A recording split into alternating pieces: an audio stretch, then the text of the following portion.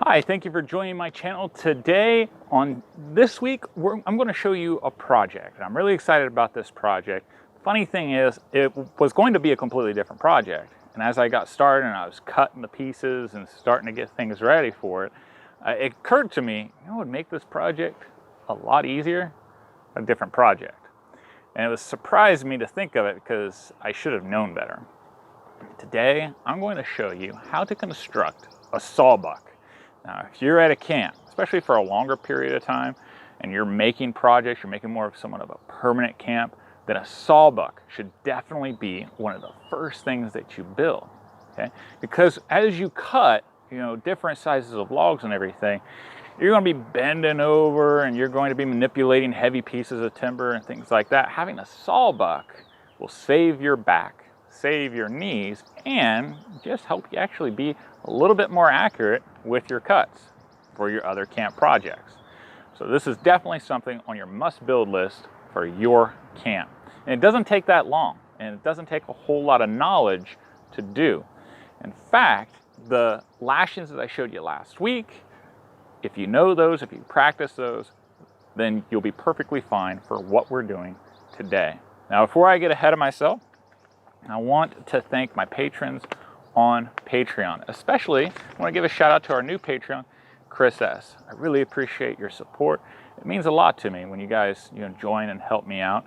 I wouldn't have been able to get this mic set up if it wasn't for the patrons on Patreon. It's taken me a long time, and I honestly think it's improved the videos quite a bit. Today's really windy, and as you see, I got these little furry muffs on the mics, and we're definitely going to see the benefit of it today, especially since I like to go outside in the nice weather to record these, okay?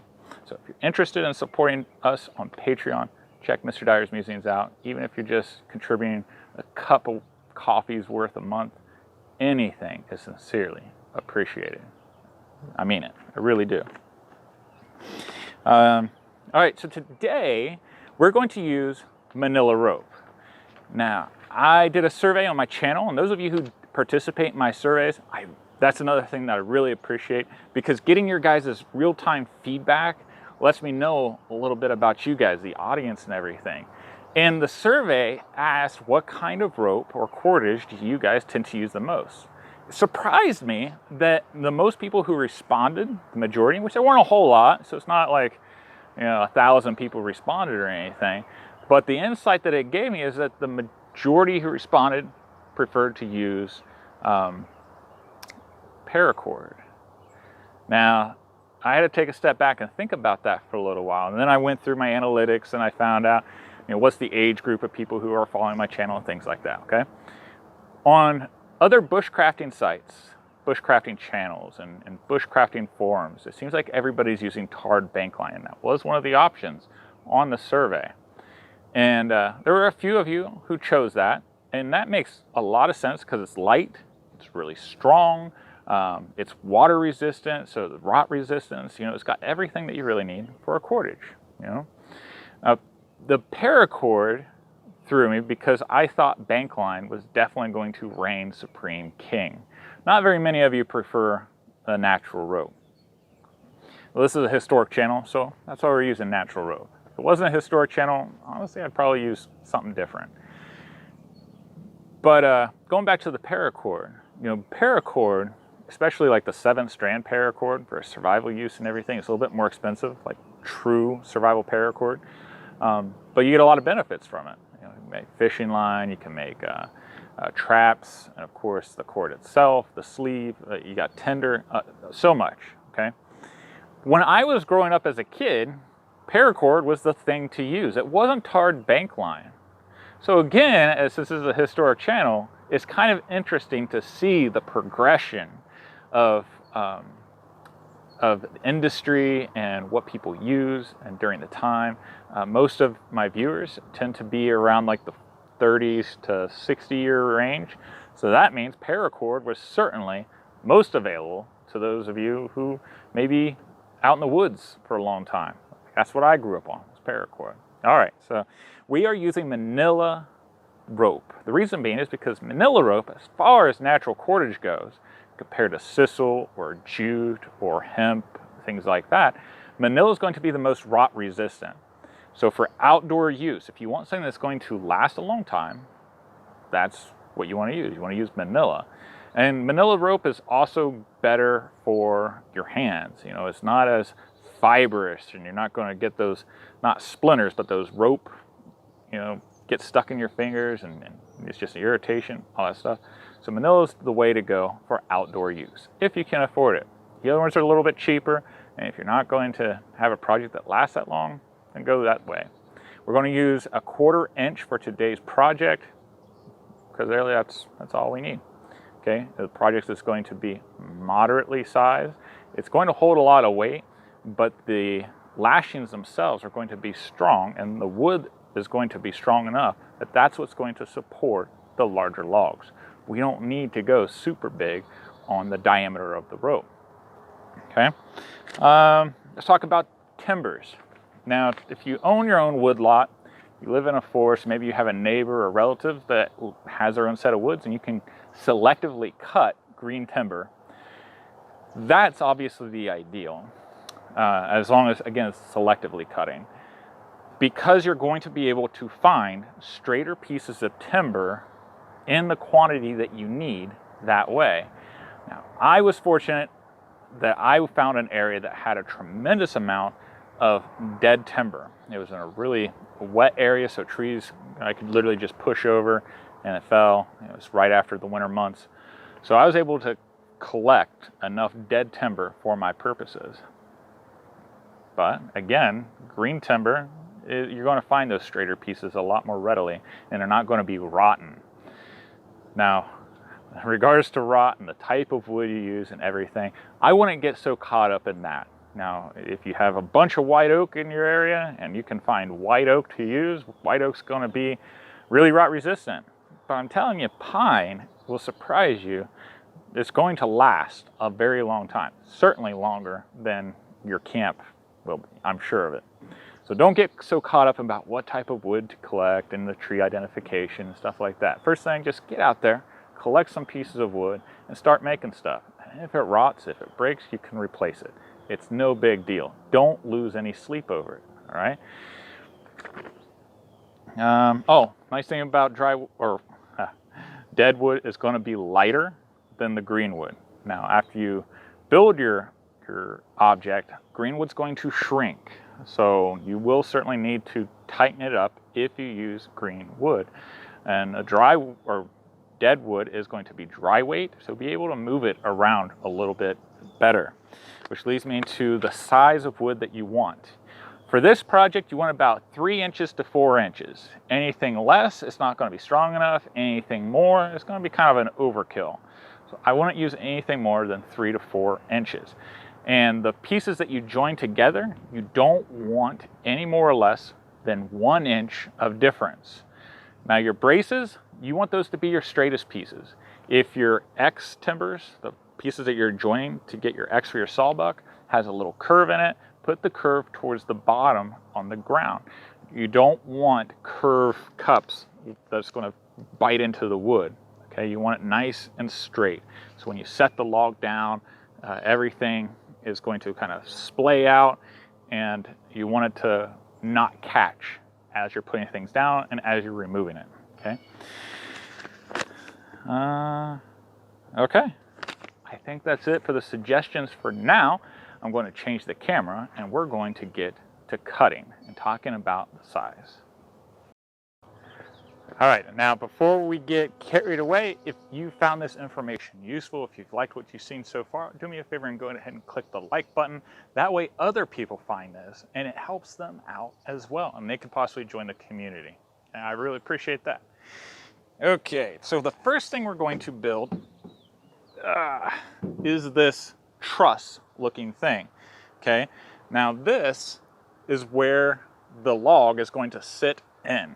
Now, if you get a larger piece of wood, then you can change up this lashing here and bring it down a little bit. But for my height, I'm 6'1", this is about where I want it to be.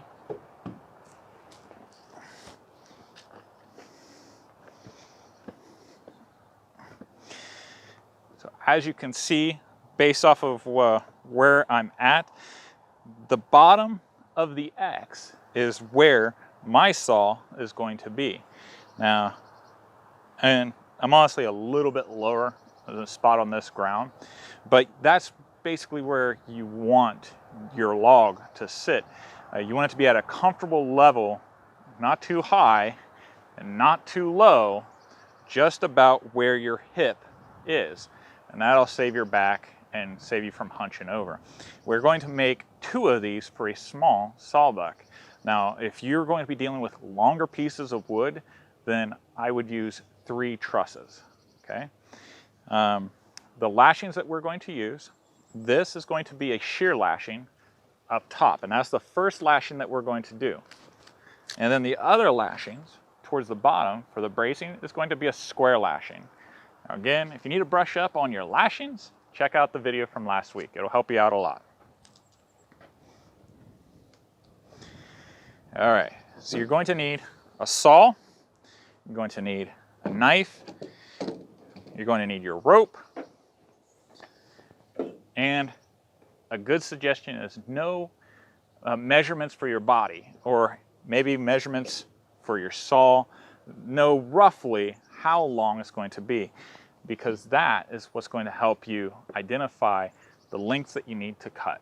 Okay, now I'm 6'1", so basically if I cut half of me, that'd be 3 foot. And my arm right here is about 1.5 feet. So that's what I tend to use when I measure out for that kind of length. I know the cross of my palm is about 4 inches. And from here to there, that is about 9 inches. So you just take a measurement, a measure stick, take a tape measure, take a ruler, things like that, and start measuring parts of your body. That way you can always have a mobile tape measure. You have a rough idea. We're not going for precision carpentry, okay? Now, I've got my wood marked here. I took my saw and I cut a single line, so I knew where to cut. Now I'm using the tailgate of my truck here. If you don't have a tailgate like I have, then you need to find yourself a nice solid log to lean this up against. You want this weight to be able to drop away and be able to hold firmly with your opposite hand. I'm right-handed, so that's why I'm using my saw with my right hand. So just do anything opposite that I'm doing if you're left-handed.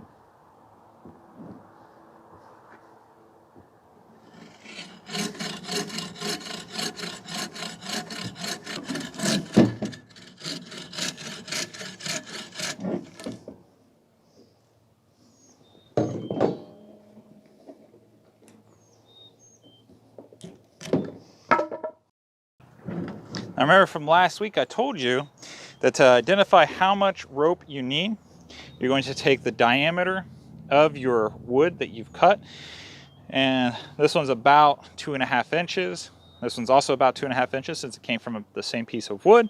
So 2.5 plus 2.5 is 5. And you're going to multiply that by 3.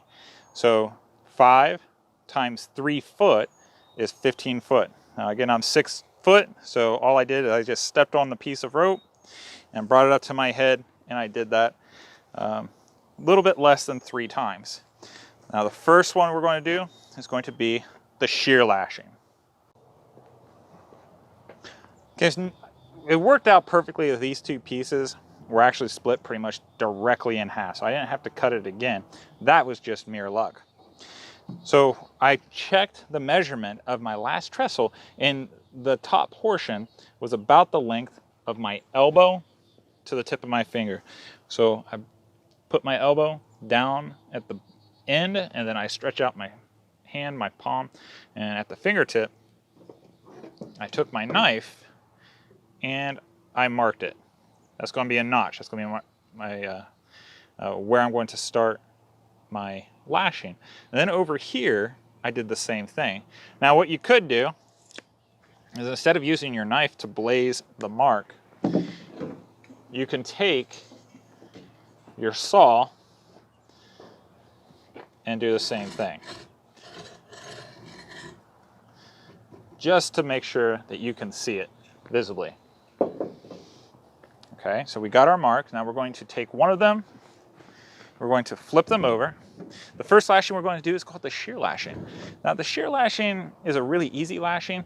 The problem that people run into it is that they wrap their wraps too tight. The whole point of a shear lashing is to make a pivot. So you lay out your pieces of wood, and I know that I want about 4 wraps, and my fingers are going to represent where those wraps are.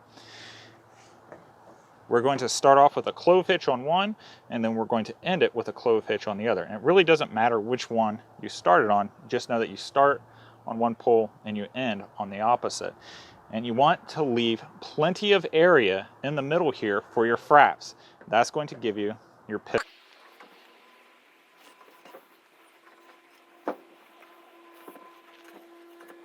Tie a good strong clove hitch.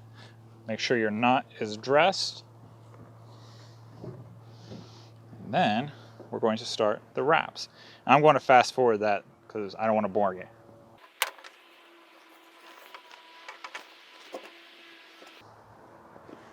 Okay, so we went ahead and we wrapped it where we want it to be.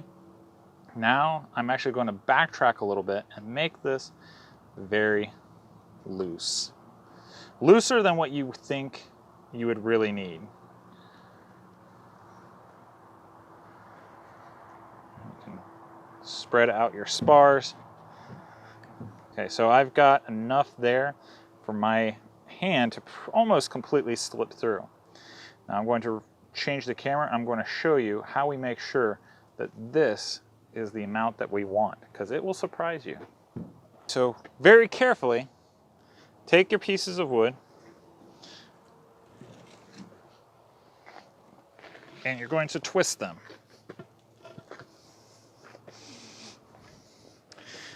Because if you do it too tight, then it'll essentially look more like an X. Whoop.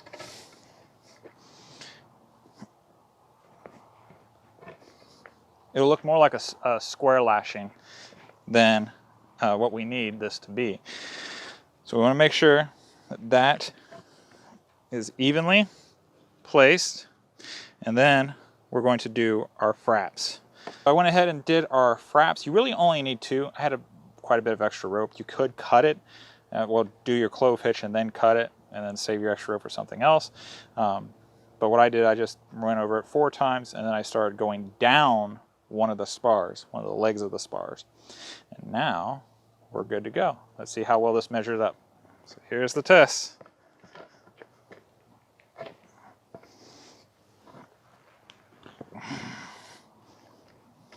Pull them tight.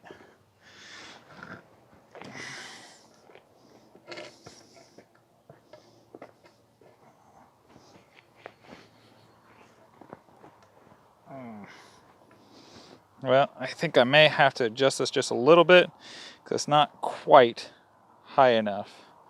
It's a little bit low on my leg instead of high right about where my hip is. And that's going to happen. So I'll adjust it and I'll show you what it looks like. You always want to make sure that your straightest pieces are going to be your braces. We're going to do our clove hitches on the inside. So our first clove hitch, we're actually going to put it here since it's easy to get to. It'll make it a lot easier to work with. And then our final clove hitch is going to be on the top part of this spar. If we do a clove hitch here or here, it just leaves it more open to unravel.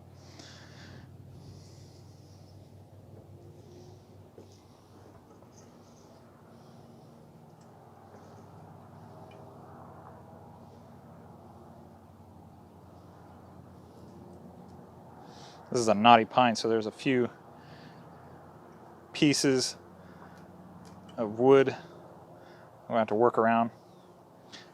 But in the big scheme of things, it's not going to bother anything. Okay. All right. So this is going to be the square lashing.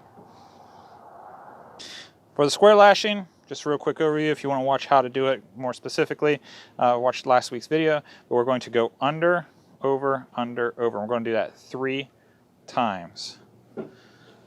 Under, over, under.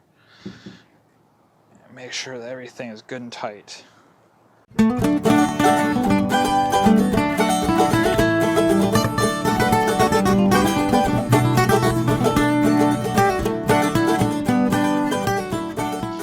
So I have 3 here, I have 3 down here, I have 3 back.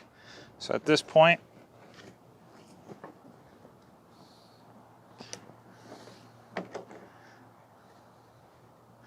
I'm going to go over, I'm going to go round twice, 2 fraps.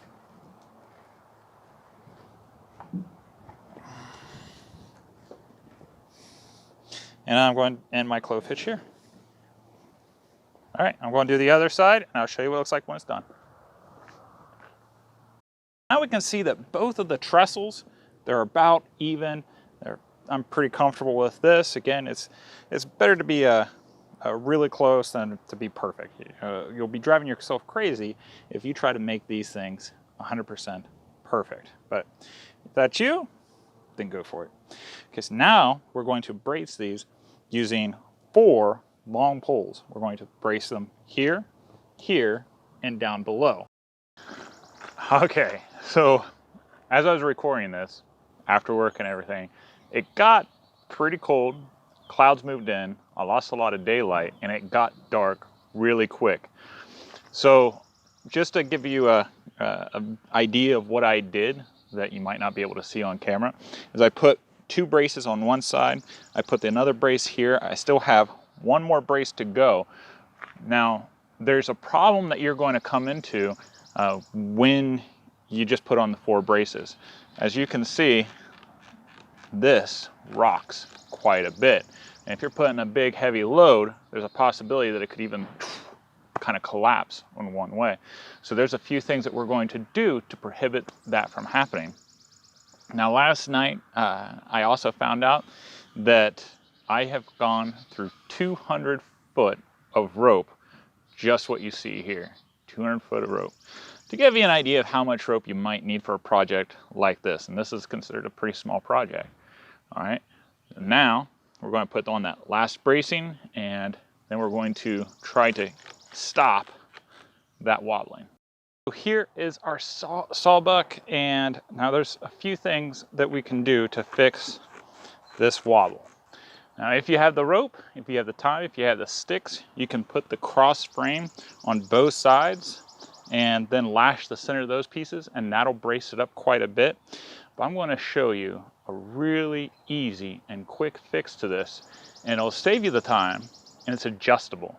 Because if you got green wood, things are going to shrink, and weather with the shrinking and expanding of the ropes, things like that, things can get loosened up. So this is what I found that works really well, and again, it's adjustable, really quick and easy. You're going to need a log, a nice strong log that's either green or it's not punky or rotten or starting to rot. You want it good and solid. You'll also want a piece of rope that's going to be long enough that you can wrap around from side to side, end to end.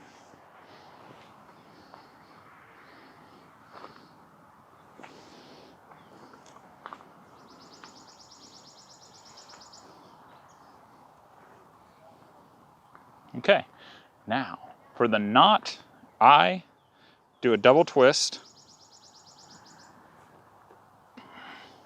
like so, and then I do a half hitch with a loop.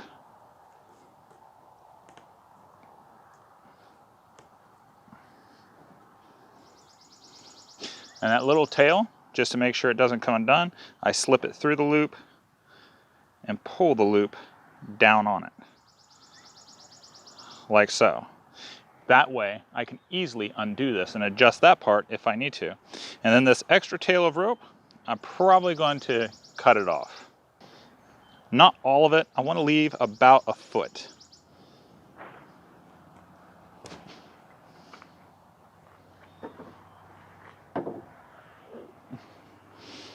Okay, now what you're essentially going to do is create what's called a windlass. We're going to take our piece of wood, we're going to stick it in the middle, and we're going to start twisting it.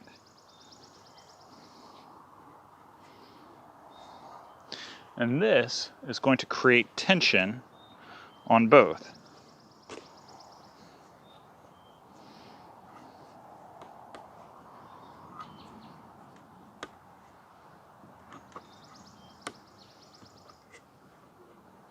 Then you can take your piece of wood and use one of your frames to stop it. Now it's a lot more rigid. You know, there's not so much give. And you can tighten it up as this gets loose if you need to. Okay, now let's test out our Sawbuck and see how well it works. Now that you have your piece of wood on there, should be where you can cross your elbow, be about elbow height. And now let's get this on.